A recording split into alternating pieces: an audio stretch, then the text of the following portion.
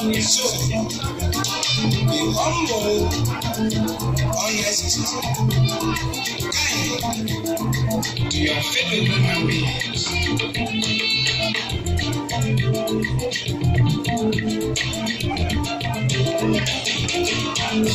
Anyone of your own, did you want to